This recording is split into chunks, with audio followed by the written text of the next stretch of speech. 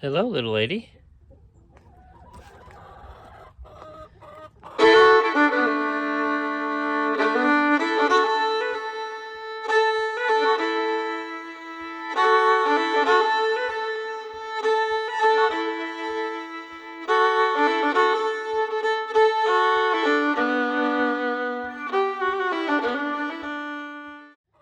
Well, hello and welcome back to the channel.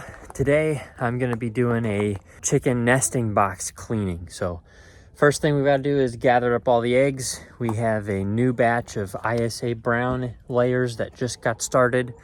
So we're getting the small little pullet eggs. Those are a fan favorite around here. And then we've got all of our 2-year-old laying hens that are also laying for us. We'll gather up those eggs and then I'll walk you through the process of how I clean each nesting box out. 1, 2, 3, 4. Move down to the next one. 5. They're curious. 6. Excuse me, Miss Lady. Up you go. Up you go. 7. 8. 9, 10, 11, 12, 13, 14, 15, 16, 17, 18, 19, 20 eggs so far. You can see they get kind of dirty.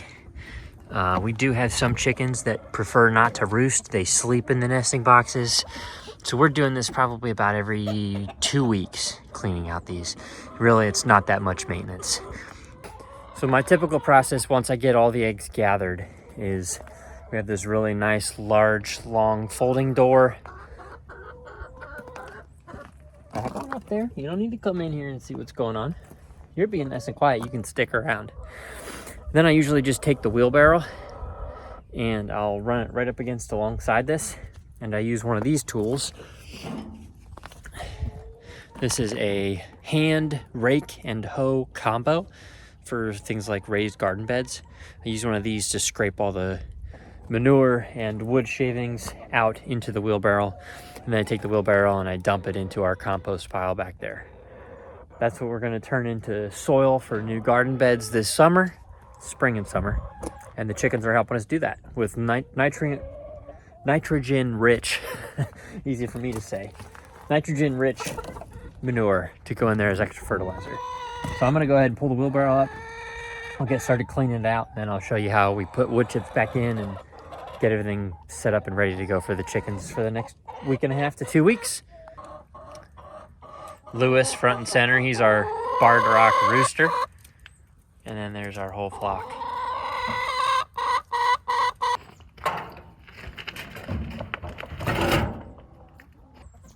So you can see where I put the wheelbarrow sits right up against the edge so that when I scrape this manure out, it falls down the door directly into the wheelbarrow and I catch most of it. Every once in a while, especially when I'm loading the nesting boxes, we'll get some wood chips that end up on the ground, but I'm totally fine with that. That doesn't bother me at all. As long as most of the manure, that's the good stuff, gets into the wheelbarrow, I'm happy.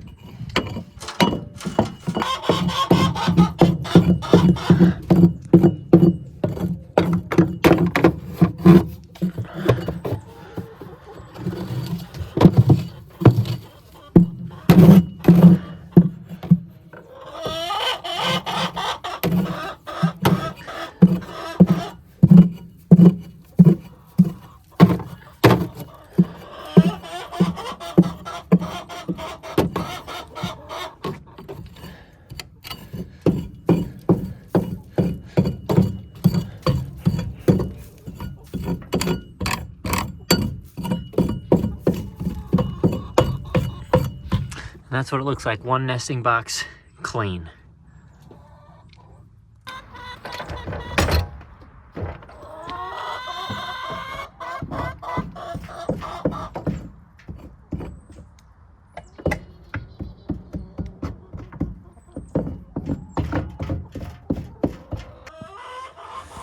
So you noticed at the beginning of the video that I did not use this one to show you as an example, and that's why. You can see, no? You gotta back up, honey.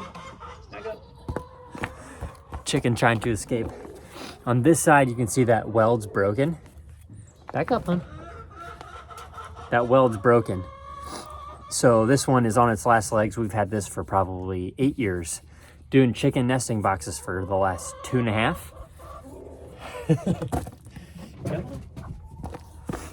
But I like these tools because this is a good scoop that I can reach in and I can pull the material out like this. And if I need to get into any of the corners, I can use those things to chip up, especially in the wintertime when it's frozen like this. You can use those prongs to chip up any frozen manure and get down into some of the corners that I can't reach with this scoop tool. So this is the thing that we've found to be most useful for doing this job.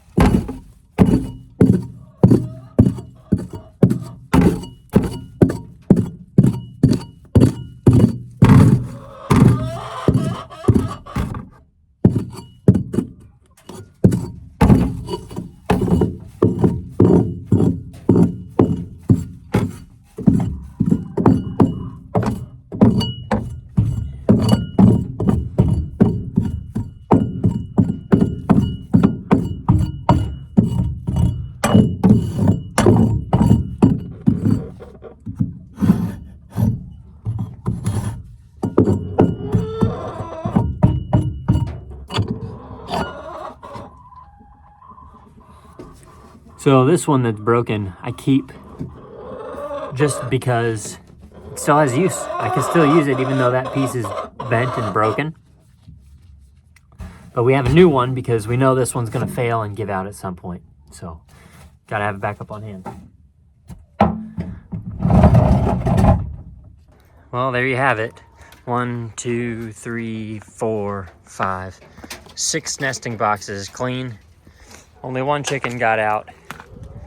And we have about half a wheelbarrow full of good compostable chicken manure and wood chips. And that tool finally gave out on me, so I had to switch. That's why you always have a backup on hand.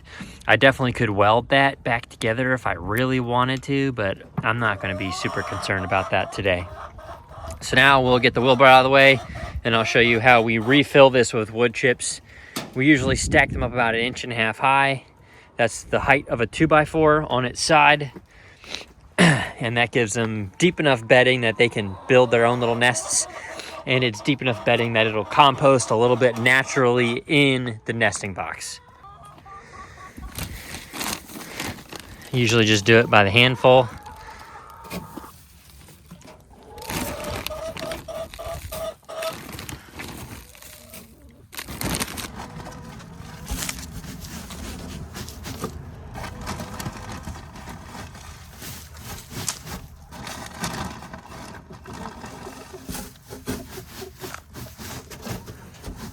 Spread it out nice and even for them. That way they have to build their own little nests if they want to.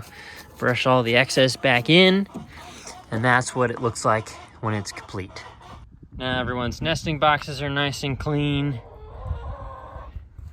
Fresh pine chip bedding. They're anxious to get in there already. You can see a lot of them are already back inside the coop. Most important thing is to make sure that your hinges are clear on both sides. Otherwise the door won't latch properly. So we'll pull that guy back up. Since I'm filming with you, I'll just hold it with my knee. Fold that latch over, just a regular barn latch and a carabiner, one on each side. And there you have it. Nesting boxes are nice and clean. They're ready for our chickens to lay some new clean eggs for us. An important thing to note is that especially in the winter, this time of year around here, when the ground is freezing and thawing. The chickens constantly have muddy feet and there's no snow on the ground. So when they walk in there, they get mud all over everything, which isn't a bad thing. It'll compost over everything else just like manure would. But what it does is gets the eggs dirty.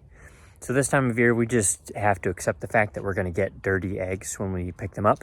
In the summertime, it's a lot easier for us to maintain this, and their feet are not near as muddy, so we don't get muddy eggs quite as often.